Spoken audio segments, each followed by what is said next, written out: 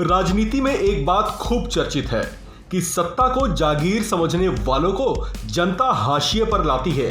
शासन और सत्ताएं जब जब विलासी हुई हैं, उन्होंने जब जब उसका दुरुपयोग या उसके संचालन में जब जब लापरवाही बरती, जनता चित्कार करती हुई न केवल सड़कों पर उतरी है, बल्कि उसने ऐसे निष्प्रभावी शासकों के सिंहासन पर ठोकर मारकर उन्हें नीचे भी उतारा है। श्रीलंका में भी कुछ ऐसा ही महसूस होने लगा है। भूखे पेट वहां की जनता बिलबिला उठी है, सड़कों पर उतर आई है। दिल की लगी जो जुबान से बार बार कहकर जुबान भी थक सी गई है, उसे अब तख्तियों पर उतार दिया गया है। दुनिया भर के देशों, खास तौर से अमेरिका से ये गुजारिशें की जा रही हैं कि उसके नाकाबिल साबित हुए माननीयों की संपत्ति को सीज कर दिया जाए, ताकि देश को इस अंधकार में धकेल कर अगर वे खुद पनाह के लिए अमेरिका जैसे देशों में जाने की खुशफहमी पाले बैठे हों तो उनकी वो हसरतें पूरी ना हो सकें। लिहाजा बेहद दयनीय दशा से गुजर रहे श्रीलंका वासी अमेरिका समेत तमाम एम्बेसियों के सामने कुछ इसी अंदाज में हाथों में बैनर पोस्टर थामे प्रदर्शन करते हुए नजर आए। This is an opportunity to the whole world to give a message. These strong nations like UK, USA, European Union, everyone to stand up and say, if in any country, it doesn't matter whether it's Sri Lanka, Ethiopia, Uganda, whatever it is, if a politician is planning to rob a country's money, and if they have a plan B to escape somewhere when things fall apart and stay a normal life, if they are having a plan like that, these countries can show to the world these plans not going to work.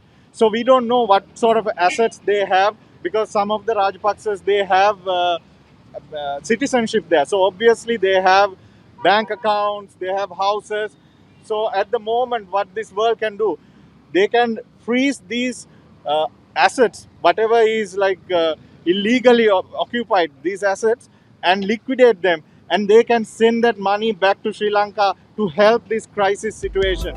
सुना आपने, इनकी मनोहार है कि देश और विदेश में जहां भी इनके प्रधानमंत्री, राष्ट्रपति और दूसरे तमाम मंत्रियों की अवैध संपत्तियां हैं, उन्हें बेचकर या नीलाम कर उन पैसों को देश के उत्थान में लगाया जाए।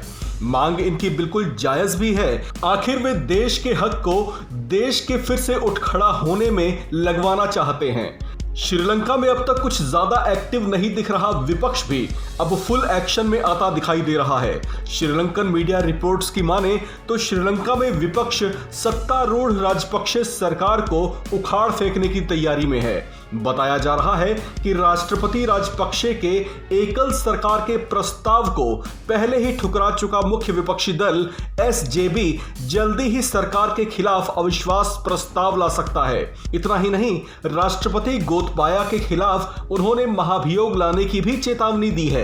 गौरतलब है कि सरकार के सहयोगी और उसके अपने कई मंत्री पहले ही पद से त्याग दे चुके हैं। जनादेश भी स्पष्ट तौर से राजपक्षे के विरोध में ही है। ऐसे में श्रीलंका के सियासी हालात ये बता रहे हैं कि बहुत जल्द राजपक्षे शासन का अंत नजदीक है। इस खबर में फिलहाल इतना ही। बाकी खबरों के लिए बने रहिए वन इंडिया हिंदी के साथ।